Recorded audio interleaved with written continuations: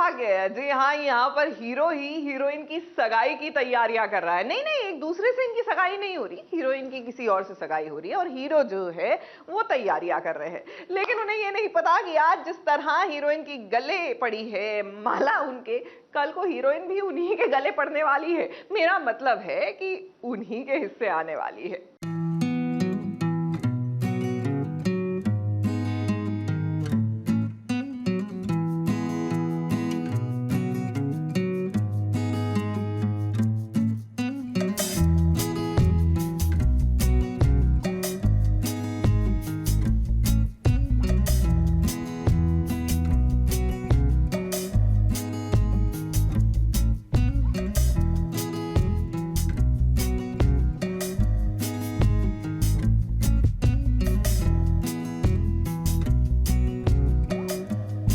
देखिए भाई, कुंडली भाग्य में लीप के बाद जो तुरंत होना चाहिए था वो इतने महीनों बाद हो रहा है। पलकी और राजवीर जो कि इस नई पीढ़ी के हीरो हीरोइन हैं, उनके बीच अभी अभी ऐसा वाला सीन क्रिएट किया गया है, जबकि राइटर्स को चाहिए था कि जैसे करण और प्रीता के बीच रोमांटिक सीन से प्यार से शुरुआत उन्होंने की थी, ठीक वैसे ही पलकी और राजवीर के साथ भी करना चाहिए था। लेकिन अब जो हो गया सो हो गया। अब जो अच्छा कर सकते हैं ना वो ज़रूर करना चाहिए।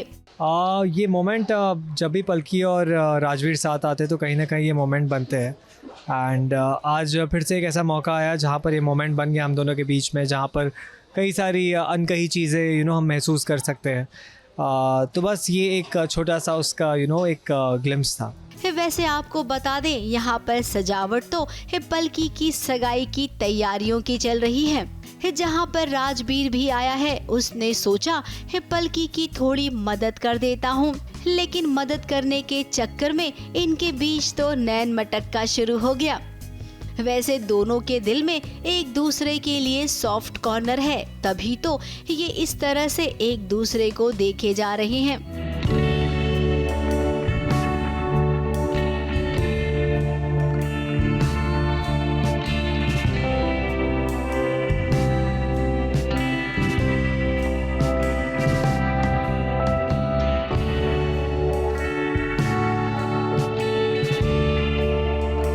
सगाई की तैयारियां हो रही हैं। सगाई हुई तो नहीं है ना, और सगाई हो भी गई तो क्या हुआ, इस शादी तो नहीं हुई है ना, वो तो हीरो के साथ ही होगी, फिर जैसे तैसे हो जाए। और रही बात लड़का लड़की को एक दूसरे को पसंद करने की, तो उसकी टेंशन मत लीजिए, क्योंकि ये दोनों ऑलरेडी एक दूसरे को पसंद कर चुके हैं।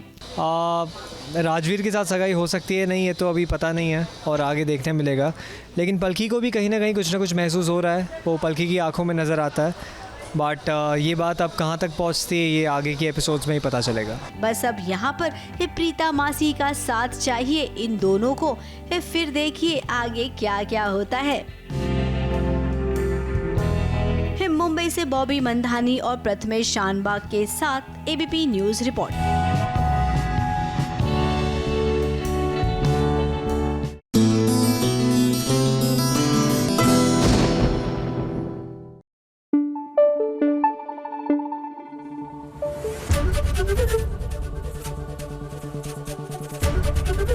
एबीपी न्यूज आपको रखे आगे। ओ बाबा रे, देखिए ना, नागिन की सास जो है अब बन गई है बेकाबू में परी की सास। अब नागिन का तो ये कुछ बिगाड़ पाई नहीं, लेकिन ये जो पाताली का रूप लेकर, मेरा मतलब है किरदार लेकर आई हैं यहाँ पर बेकाबू में, आई जस्ट होप कि यहाँ पर बेचारी परी की जान मुश्किल में ना आ जाए इनकी वजह से। क्वेश्चन क्या था? आग दिलों की कम, व्हाट वाज दैट सॉन्ग? क्या है? What was that song? क्या पूछ रहे थे आप? आग हूँ मैं, फायर फायर। झुकेगा नहीं, झुकेगा नहीं, झुकेगा नहीं, झुकेगा नहीं साला। Good. हाँ। अरे भाई बेला और रानव, रुकिए तो सही, थोड़ा ठहरिए तो सही। जितनी जल्दबाजी आप दोनों को है, उससे कहीं जल्दबाजी हमारे अंदर है कि आपसे हम सवाल पूछें कि भाई आखिर सीन क्या चल रहा है। हमारे सवाल पर ये दोनों आपस में ही बतियाने लग गए। अच्छा, अब हो गया, समझ में आ गया ना? तो चलिए जवाब दीजिए कि आखिर बेला को रानव ने गोद में क्यों उठाया। बेला को वो हर वक्त गोद में उठाते रहते हैं। नहीं कुछ नहीं नया ऐसा नहीं बताइए। है, एक बार आपने भी उठाया अभी लास्ट मैंने भी उठाया। इन्होंने मुझे गोद में खोद के गोद में उठाया। जिसका मजाक उड़ा रहे थे। नहीं, मेरा मजाक उड़ा रहे थे अभी। आगे आगे आगे आगे ऐसा आगे। नहीं करते हैं। We don't troll our work और our not show. Trolling my work, I am but are you actually trolling me? No, अरे no, why will I troll you? देखा, ये असलियत सर। अरे ऐसे मत बोलो, नहीं नहीं ऐसा नहीं है। मैं तो बोल रहा हूँ कि इन्होंने भी उठाया है। वुमेन पावर ये है। क्या लड़के उठाते रहते हैं लड़कियों को, नफरत है। बट कभी अरे तुम लोग सारे लड़के कितना जलन फील करते होगे ना। बेला ने रानव को उठाया था लास्ट एपिसोड में। तुम लोगों को किसी ने उठाया ऐसे? हाँ। अब हीरो हीरोइन हो, रोमांटिक सीन करना होगा तो एक दूसरे की बाहों में गिरेंगे। कभी हीरो गोद में उठाएगा हीरोइन को, तो कभी हीरोइन बेहोश हो जाएगी। ऐसा तो अक्सर होता रहता है और ये कहानी तो रानव और परी की है। सीन में आग लग जाती है और मैं फंस जाती हूँ अंदर, और पता नहीं रानव आता है, कौन आता है, कोई तो बचा लेता है बेला को। घर में आग लग गई है और ये देखिए आग लगाने वाली कोई और नहीं है बल्कि नागिन की सास है, जो इस सीरियल में पाताली बनकर लौटी है। जी हाँ, हम बात कर रही हैं सुधा चंद्रन की, जो आई हैं सबका काम बिगाड़ने के लिए।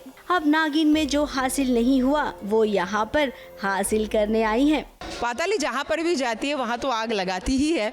सो इसीलिए तो शायद पाताली यहाँ आई है।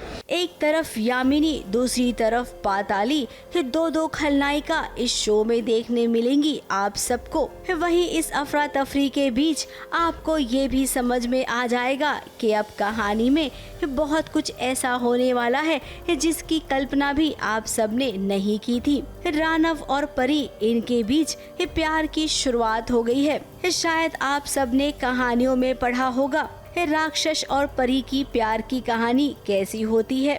वहाँ पर पढ़ा है तो इधर देख लीजिए। मुंबई से सोनू शुक्ला के साथ एबीपी न्यूज रिपोर्ट।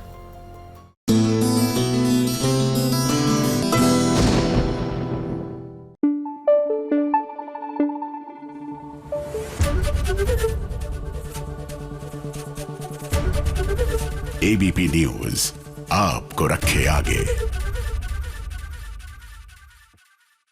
सीरियल भाग्य लक्ष्मी में फाइनली आई थिंक लक्ष्मी ने ना मान लिया है कि भैया अब जिंदगी आगे बढ़ने वाली है विदाउट ऋषि, तभी तो अपने ही रोके के लिए वो तैयार हो गई है। लेकिन ये बात सुनकर जाहिर सी बात है कि ऋषि जो है वो बड़े ही सैड हो गए हैं। सो मच सो उनकी तो आंखें भी नम हो गई हैं।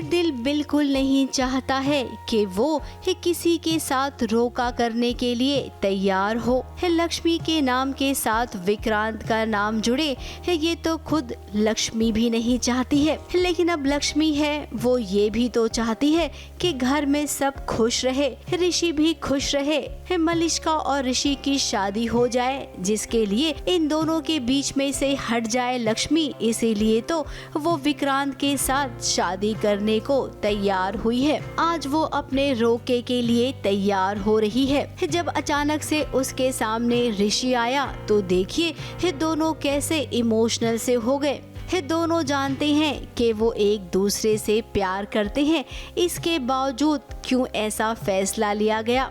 ये तो आप जानते ही हैं। ऑब्वियसली रेडी करने का मन नहीं हो रहा था, क्योंकि हमारे लिए तो हमारे जीजू एक ही है, ऋषि जीजू, और हमें पता है कि लक्ष्मी जीजू से, हमारे ऋषि जीजू से इतना प्यार करती है, फिर भी वो किसी और के साथ शादी कर रही है, तो हम तो दुखी है।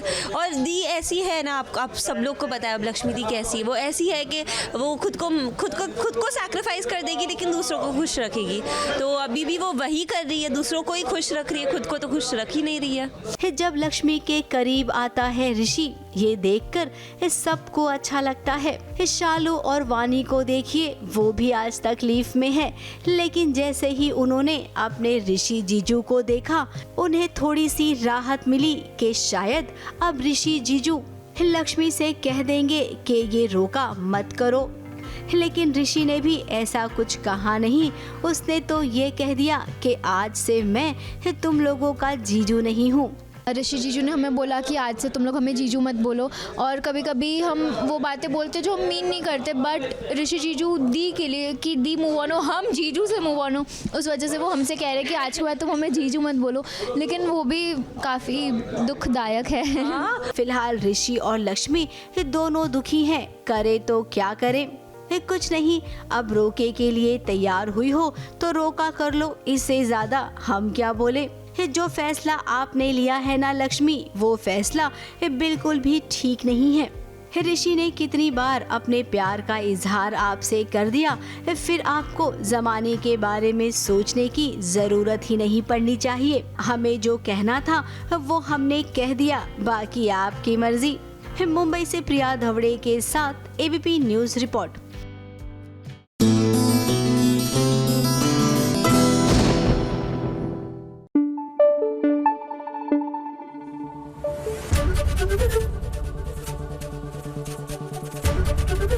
एबीपी न्यूज आपको रखे आगे। वक्त हो गया है इस स्पेशल रिपोर्ट का।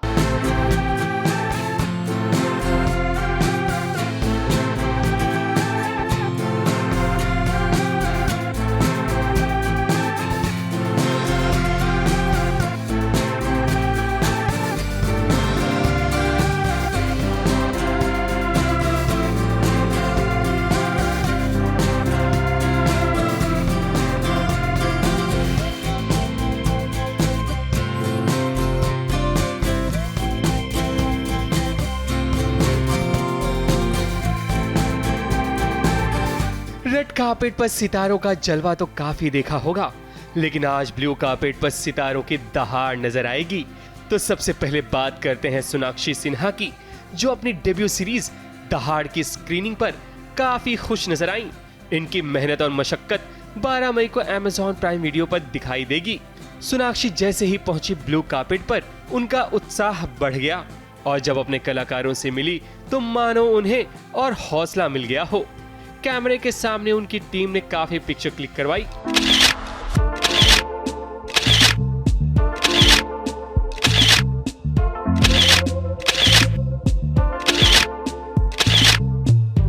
और उसके बाद जब साथी कलाकारों के साथ फोटो सेशन खत्म हुआ तो सोनाक्षी एंड कंपनी ने रीमा काकदी और जोया अख्तर के साथ फोटो सेशन करवाया।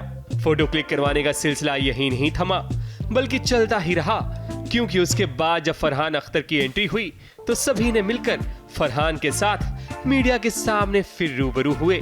यही तो होता है, चाहे वो रेड कार्पेट हो या फिर ब्लू कार्पेट, फोटो सेशन तो चलता ही रहता है।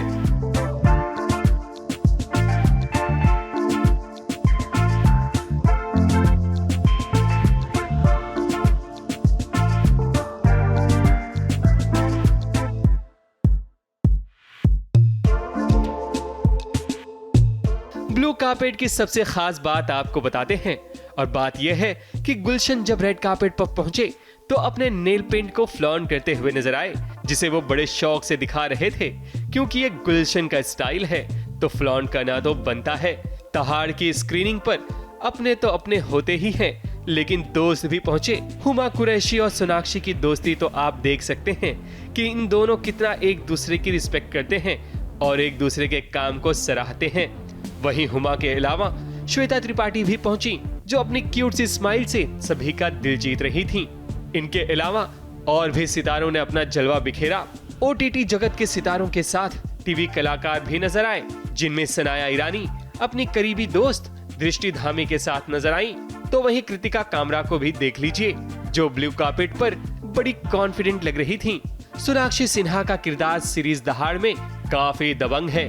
फिल्म दबंग में तो चुलबुल पांडे यानी कि सलमान के साथ नजर आई थीं, जब इनका बॉलीवुड डेब्यू था। अब जब सोनाक्षी OTT डेब्यू कर रही हैं, तो वो बन गई है दबंग अफसर। वैसे हम आपको बता दें कि दहाड़ सीरीज 12 मई को Amazon प्राइम वीडियो पर स्ट्रीम होगी।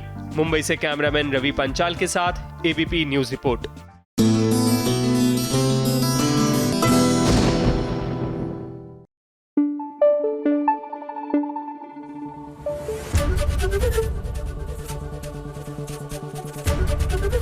ABP न्यूज आपको रखे आगे।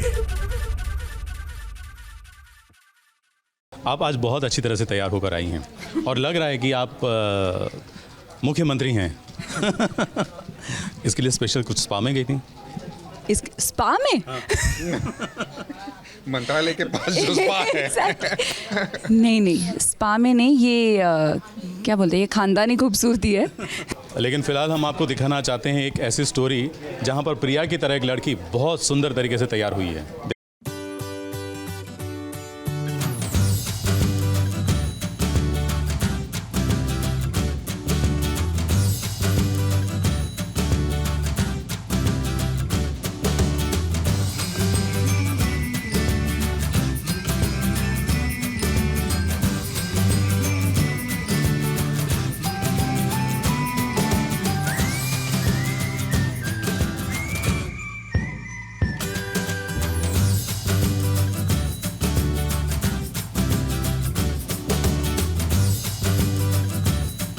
हाय, दिस इज विनाली और आज है मेरा डे ऑफ और आज मैं आई हूँ अपने आप को पैम्पर करने। सोचा आप लोगों को भी बुला लूँ।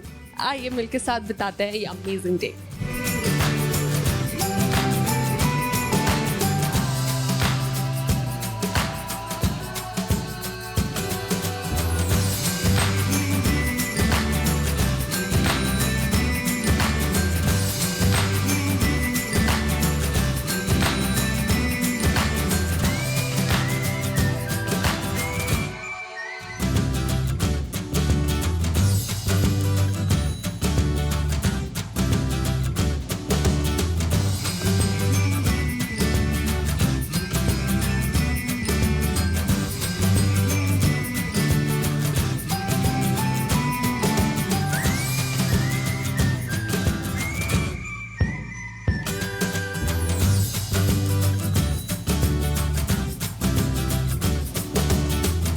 मुझे ना मी टाइम और अपने आप के साथ टाइम बिताना बहुत ज़्यादा पसंद है, तो मुझे खुद की कंपनी सबसे बेस्ट लगती है। तो जब बहुत ज़्यादा बिजी स्केड्यूल होता है, बैक टू बैक प्रमोशंस होते हैं, शूट होता है, ये जो एक आध दिन मिल जाता है अपने आप को पैम्पर करने के लिए, ये मेरे फेवरेट डेज होते हैं आफ्टर शूटिंग ऑफ कोर्स।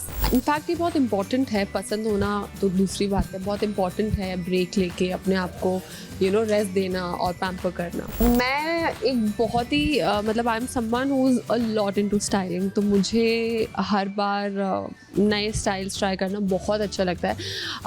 चाहे फिर वो कपड़े हो चाहे बाल हो, आप हमेशा मुझे एक नए हेयर स्टाइल में देखोगे, पर कपड़ों को लेके जब होता है तो कुछ पर्टिकुलर चीज़ें हैं जिसको मैं प्रेफर करती हूँ, like crop tops, soft shoulder tops, waistline tops. तो मुझे ये चीज़ें काफ़ी पसंद है।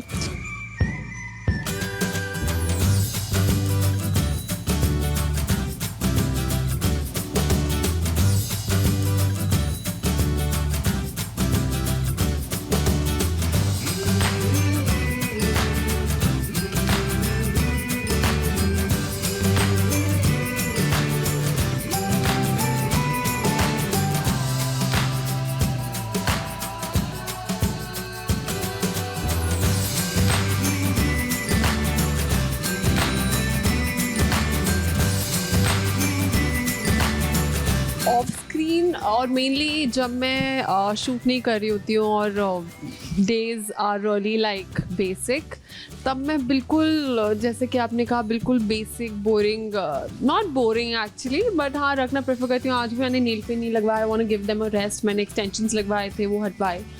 तो यूजुअली मैं चाहती हूँ कि अपनी फेस को, अपने बालों को, अपने नेल्स को थोड़ा पैम्पर करूँ और आराम से उनको थोड़ा रेस्ट दूँ। एक चीज़ है जो मैं मेक श्योर करती हूँ, ये मेरी आदत है एक्चुअली, मैं कभी भी मेकअप के पहले अपने फेस को आइसिंग करती हूँ। कुछ लोग आइस बोल में डिप करते हैं अपना फेस, कुछ लोग डायरेक्ट आइसिंग करते हैं, जो जिस पे सूट हो। मुझ पे डायरेक्ट आइसिंग बहुत काम करता है क्योंकि मेरा फेस बहुत स्वोलन लगता है कभी कभी जब मेरी नींद नहीं होती है। तो वो एक टिप है जो मुझे लगता है कि मुझे एक फ्लॉलेस बेस और एक अच्छा मेकअप देती है। मुझे ना इस फिल्म में हमारे लड़कों ने बहुत एक्शन किया था। जब सलमान सर कर रहे थे और सिद्धार्थ कर रहे थे ना, Siddharth is like good at it, तो मेरा बड़ा मन कर रहा था कि एक आध लात हमें भी मारने थे। तो after this action film is something which I want to do action, and yeah, that's something in my bucket list. ऐसे बहुत सारे हैं।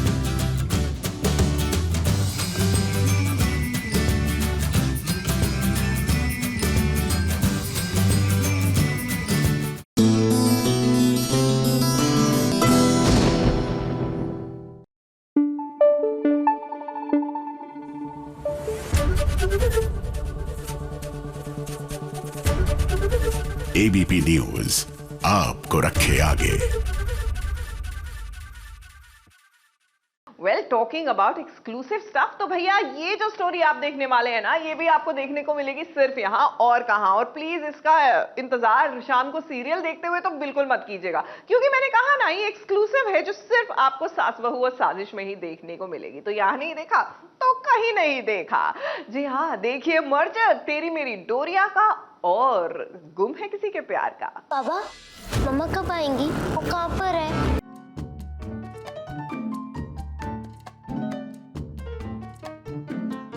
इन्हें इनकी औकात दिखानी पड़ेगी। अंगद और मेरे ब्याह से मुझे भगा के लेके जाने वाला कोई और नहीं बल्कि ये गैरी था।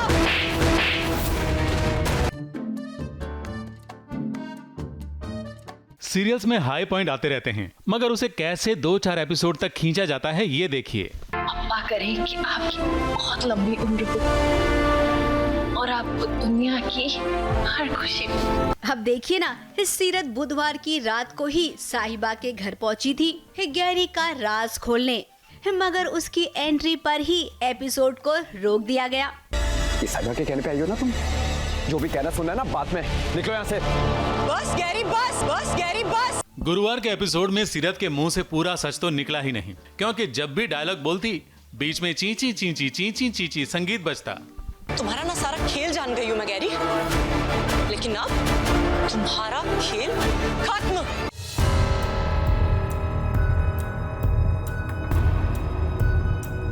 सर क्या आपने चीज बोली संगीत का, मतलब ये संगीत के बिना तो सीरियल की कल्पना ही नहीं की जा सकती। हर हाई पॉइंट्स पे ये लोग ऐसे 10 10 10 10 10 10 और लगाते हैं कि ऐसा लगता है कि यार अब ये पूरा डायलॉग भी निकल जाएगा। और मुझे तो पूरी उम्मीद है कि पूरा सच आज भी नहीं बोलेगी। पूरी सच्चाई बताएगी शुक्रवार के दिन, और फिर पड़ेगा अंगद के हाथों गैरी को चांटा। जो कहानी शुरू हुई थी सोमवार से, वो शुक्रवार तक चलेगी। लेकिन गैरी और सीरत दी को साथ में देखने के बावजूद भी अंगद ने मेरी बात पर विश्वास नहीं किया, इसीलिए आज सीरत दी यहाँ खुद आई है सबको सच बताने। अरे आपको पता है गुम है किसी के प्यार में भी कुछ ऐसा ही चल रहा है। विनायक की बर्थडे पार्टी चल रही है और जैसे ही विनायक ने बोला मम्मी कहाँ, मम्मी किधर है, मम्मी किधर है, तो विराट ने पुलिस थाने फोन लगाया और पूछा कि मिसिंग पर्सन की रिपोर्ट का क्या स्टेटस है। तब सच में कहने का मन किया कि जरा केप टाउन जाकर देखो ना।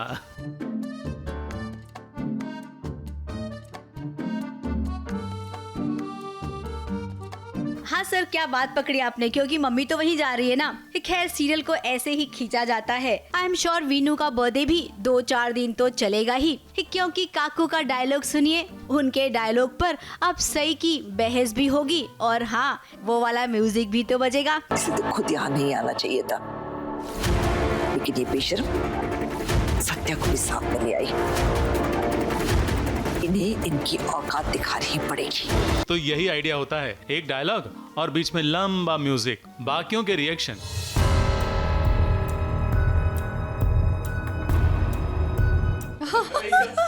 अब यही रोग ना वेब सीरीज को भी लग गया है। 5 एपिसोड की कहानी अब वो भी 10 एपिसोड तक खींचते हैं। सर यही तो फायदा है दर्शकों को लंबे समय तक बांधे रखने का। रामबाण इलाज बताया जाता है इसे, मगर हर बार कारगर होगा ये नहीं कहा जा सकता। ABP news report.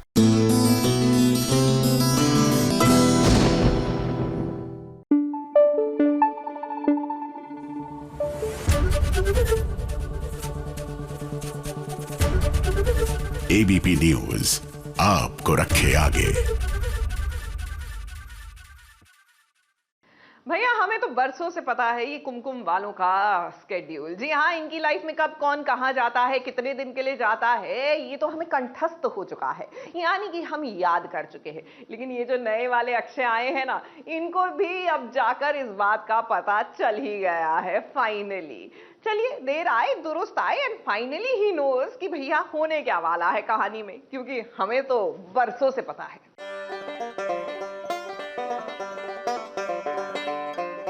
जब से ही मैंने शो ज्वाइन करा है तो अब मैंने रियलाइज करा है कि ये फैमिली हफ्ते में 4 दिन पुलिस स्टेशन में होती है। मेरा स्टेटमेंट लिख लीजिए प्लीज। मेरी कंप्लेंट होनी चाहिए। कभी इनकी बच्ची किडनैप हो जाती है, कभी बच्ची फिर से उठा ली जाती है।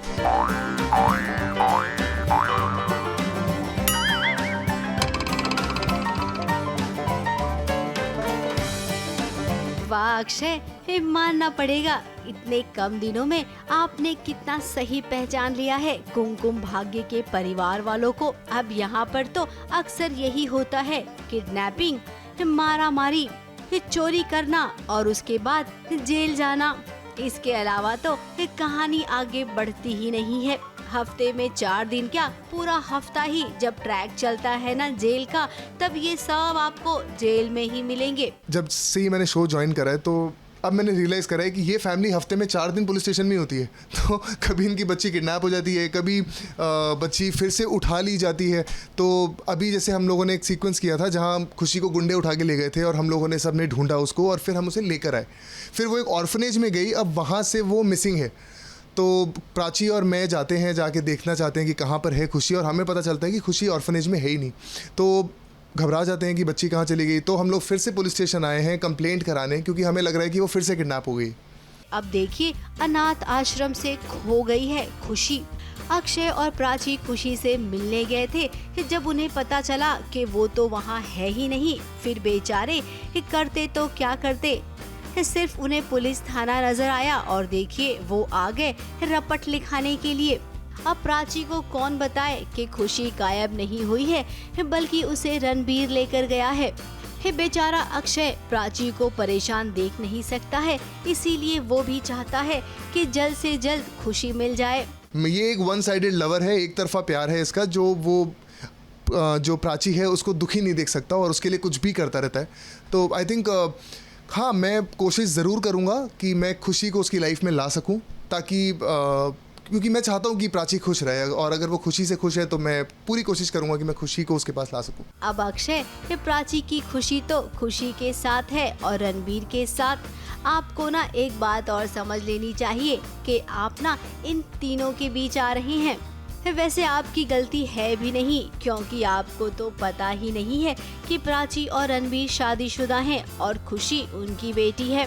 देखिए, दिल तो बहुत ज़्यादा टूटेगा। अब मुझे पता नहीं कि अक्षय उस टाइम पे कैसा सोचेगा, क्योंकि उसने हमेशा एक चीज़ बोली है कि मैं तुमसे कभी पूछता नहीं हूँ, बट अगर कुछ है तो बता दो। बट उसने कभी अपने पास के बारे में बताया नहीं, तो कहीं ना कहीं बहुत ज़्यादा डिसहार्टनिंग होगा वो, और गुस्सा भी हो सकता है कि क्यों नहीं बताया कि तुम मैरिड हो, वो भी रणबीर के साथ, और बच्ची तुम्हारी है। तो it can be both the ways. Heart broken तो होगा, बट वो कहीं ना कहीं दुखी भी होगा और गुस्सा भी हो सकता है कि यार ये गलत हुआ है उसके साथ। सो लेट्स सी कैसे स्टोरी आगे जाती है। कि कोई नहीं, पता चल जाएगा। अगर आपकी और प्राची की शादी तय होती है ना, तो शादी के मंडप में आपको सब सच पता चल जाएगा। फिलहाल तो आपका धन्यवाद करते हैं, क्योंकि आप प्राची की मदद कर रही हैं। मुंबई से प्रथमेश शानबाग के साथ एबीपी न्यूज रिपोर्ट।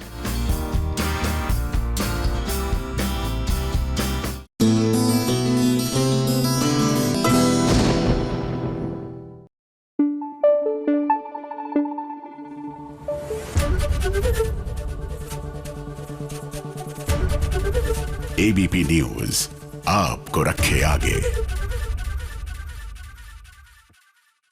और देखिए, गुरुवार का दिन होता है ऑफ कोर्स टीआरपी का दिन, तो आपके फेवरेट सीरियल्स की टीआरपी आ चुकी है। देख लीजिए कि आपका फेवरेट सीरियल कितना अच्छा वो सीरियल आगे बढ़ गया और हमारा सीरियल क्यों, स्टोरी लाइन तो हमारी सीरियल की बेटर है। जी हाँ, कुछ ऐसे ही इमोशंस रहते हैं व्यूअर्स के अपने फेवरेट सीरियल को लेके, एंड इट्स कंप्लीटली अंडरस्टैंडेबल, क्योंकि आप ही का प्यार है जो सीरियल्स को हिट बनाता है, टीआरपी के चार्ट में आगे लेके जाता है। तो इस हफ्ते की टीआरपी की इस टाइम टेबल में, इस चार्ट में आखिरकार कौन कहाँ पहुंचा, देखिए एक नजर। छोटे पर्दे का रिपोर्ट कार्ड आ गया है, तो चलिए शुरुआत करते हैं नंबर 5 से। नंबर 5 पर एक नहीं बल्कि दो सीरियल्स पहुंचे हैं। ये है चाहते और तारक मेहता का उल्टा चश्मा 1.6 रेटिंग के साथ। नंबर 4 पर आ गई है इमली 1.8 रेटिंग के साथ। नंबर 3 पर दो सीरियल्स ने जगह बनाई है, पंड्या स्टोर और फालतू 1.9 रेटिंग के साथ। नंबर 2 पर भी दो सीरियल्स पहुंचे हैं। सीरियल ये रिश्ता क्या कहलाता है और गुम है किसी के प्यार में 2.2 रेटिंग के साथ। नंबर 1 पर हमेशा की तरह अनुपमा विराजमान है 2.7 रेटिंग के साथ। ABP news report.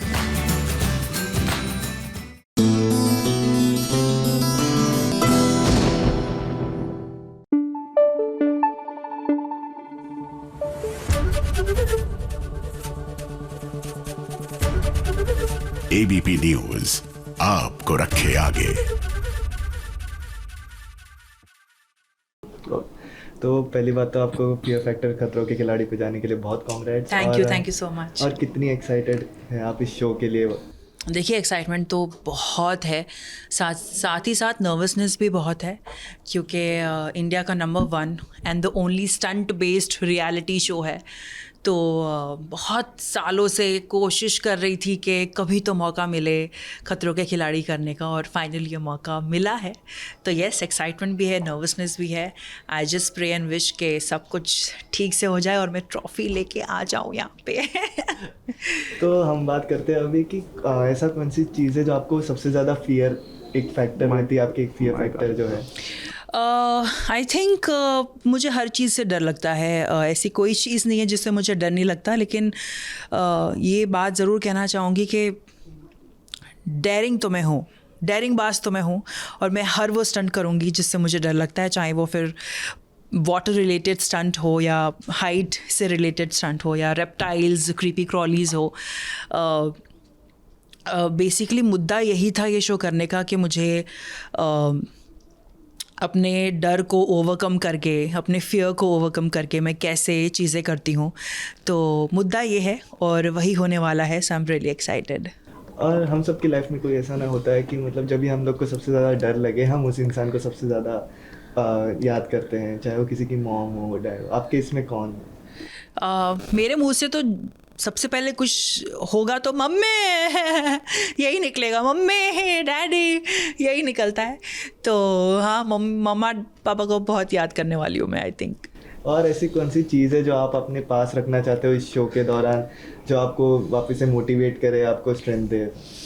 I think mom dad की दुआ जो है, और उन्होंने जो कहा है कि ज़्यादा स्ट्रेस आउट नहीं करना है और ज़्यादा ओवर थिंक नहीं करना है और हर टास्क में अपना 110% देना है। I think these are the things which will motivate me while I do the stunts in Khatron ke खिलाड़ी दिस सीजन। या तो हमने देखा है कि खतरों के खिलाड़ी पे बहुत सारे ऐसे स्टंट्स भी होते हैं जहाँ पे आपको आसमान से भी कूद आते हैं या फिर पानी में भी। I know. तो ऐसा कौन सा फोबिया है आप में जो आप... जैसे मैंने कहा कि मुझे हर चीज़ से डर लगता है, हर चीज़ का फोबिया तो नहीं कहूँगी, क्योंकि मैंने खुद को एक्सप्लोर ही नहीं किया है उन चीज़ों में जिससे मुझे लगे कि मुझे फोबिया है। पर अब वहाँ जाके पता चलेगा कि किन किन चीज़ों से मुझे डर लगता है और क्या वो मैं कर पाऊँगी या नहीं। और आखिर में आपको ऐसा मतलब जब भी आपको इतने ज़्यादा फैंस कुंडली भाग्य में भी देख रहे थे, आपने वो शो क्यों लीव किया? देखिए, मैंने शो अभी तक छोड़ा है नहीं। मैंने अपनी notice period, I am serving my notice period, और जैसे मैंने पहले भी कहा है कि इस शो ने मुझे बहुत कुछ दिया है। कुंडली भाग्य ने अंजुम फाकी को सृष्टि बनाया है और आज लोग मुझे सृष्टि के नाम से जानते हैं। और किसी शो को इतनी आसानी से छोड़ना मुश्किल बिल्कुल होता है, क्योंकि 6 साल से आप जिनके साथ काम कर रहे हैं, एक फैमिली बन गई हैं। कुंडली भाग्य की पूरी स्टार कास्ट जो टीम है, जो प्रोडक्शन, क्रिएटिव, सारे जो लोग हैं वो एक फैमिली की तरह है। तो किसी शो को ऐसे छोड़ना बहुत ही मुश्किल होता है। और क्योंकि अभी शो ने लीप लिया है और मुझे ऐसा लगता है कि सृष्टि का अब ज़्यादा उतना क्या कहते हैं, स्टोरी को लेके उतना इनपुट नहीं होगा, इसलिए मैंने डिसाइड किया कि मैं ये शो छोड़ूंगी। और मैंने ये भी कहा है कि अगर मुझे कभी बुलावा आए, अगर मुझे उन लोगों ने कहा कि सृष्टि की हमें ज़रूरत है, तो ये सृष्टि ज़रूर हाजिर होगी। Thank you so much. आपको इसके लिए, शो के लिए बहुत बहुत ज़्यादा थैंक यू सो मच। मैं ABP के सभी दर्शकों को कहना चाहूँगी कि आपकी जो अपनी सृष्टि है अंजुम फाकी, वो खतरों के खिलाड़ी सीज़न 13 में जाने वाली है। तो प्लीज़ आप मेरे लिए प्रे कीजिए, भगवान से प्रार्थना कीजिए, खुदा से दुआ कीजिए कि मैं ट्रॉफ़ी जीत कर आऊँ। और आप लोगों का प्यार ही है जो मुझे यहाँ तक पहुँचाया है, वो और आगे भी आपका प्यार ही मुझे आगे तक पहुँचाएगा। So please bless me and please pray for me. Thank you. Mowgli नहीं चाहिए, टार्जन लेके आऊँगी। दिव्य दृष्टि में आपको देखा काफी लटकते हुए, काफी सब कुछ करते हुए, स्ट्रेट करते हुए, फिर बाद में नेक्स्ट वाले शो में देखा उसमें भी लटक रही है, काफी कुछ है। मैं उड़ रही हूँ, लटक रही हूँ, फ्लाई कर रही हूँ, भाग रही हूँ हवा में। बस मुझे तो ऐसा लगता है मैं शायद कोई परी हूँ, हवा में ही रहती हूँ हमेशा। तो क्या ये परी अब कितनी तैयार है खतरों के खिलाड़ी बनने के लिए? बेचारी पैरी को बहुत मेहनत करना पड़ रहा है, क्योंकि एक ही हफ्ते का टाइम मिला है एंड प्रिपेयर करने के लिए। मैं अभी कुछ दिन पहले कंफर्म हुई हूँ, प्लस उसके पहले मैं वर्कआउट वगैरह कुछ कर नहीं रही थी, सबैटिकल पे थी। सो यस, लेकिन मसल मेमोरी है, I am gaining all the strength. मेहनत चल रही है, जिमिंग कर रही हूँ, स्विमिंग कर रही हूँ, सीख रही हूँ ये सब, थोड़ी बहुत जिमनास्टिक्स भी, जितना मैं फिजिकली फिट अपने, हाँ बॉक्सिंग भी, प्लस जितना मैं खुद को फिट रख सकती हूँ मैं कोशिश कर रही हूँ। फिटनेस तो है ठीक है, लेकिन मेंटल स्ट्रेंथ पे भी काम करना बहुत ज़रूरी है, क्योंकि आपको टास्क में एट द एंड दिल, दिमाग और शरीर तीनों को एक साथ एक शस्त्र में बांध कर उसको देना पड़ेगा। और वहाँ पे मेरे पिशाचनी या दिव्या शर्मा वाले पावर्स यूज़ नहीं होंगे ना, असली इंसानी वाले पावर्स यूज़ होंगे। तो यहाँ मेहनत कर रही हूँ। आज जिस तरह से तैयार हुई बड़ी खूबसूरत लग रही है पहले तो, लेकिन ये जो इतना आईलैशेस वगैरह जो किया है, ये सबको मौका नहीं मिलेगा ना 6 तारीख के बाद? ऐसा कुछ होगा जो दिखेगा इतनी तैयारी? देखो, वो तो वहाँ के मेकअप वाले लोग डिसाइड करेंगे, लेकिन मुझे अच्छा लगता है, मैं बोलूँगी मेरे को लगाना है। बाकी देखते हैं लगाते कि नहीं लगाते, लेकिन मैं फिर भी लगाऊंगी। ओके। जब आप इतना सब कुछ नायरा आपने स्टंट्स किए हैं, तो जब आप ऐसे कुछ सिचुएशन में जब आती हैं, जब डर लगता है, तो आप किसे याद करती हैं? सबसे पहले जहन में कौन? मम्मी। ये मुंह से mummy by default I think हर एक बच्चे का निकलता ही है। मेरे भी मुंह से मम्मी निकलता है। मुझे पता है मम्मी बिल्कुल आगे बचा नहीं पाएगी, वो खुद डर जाएगी। लेकिन यस, सबसे पहले याद तो मम्मी को ही करते हैं हम सब। ओके। आपको खतरों से बचने की आपकी क्या अदा होगी?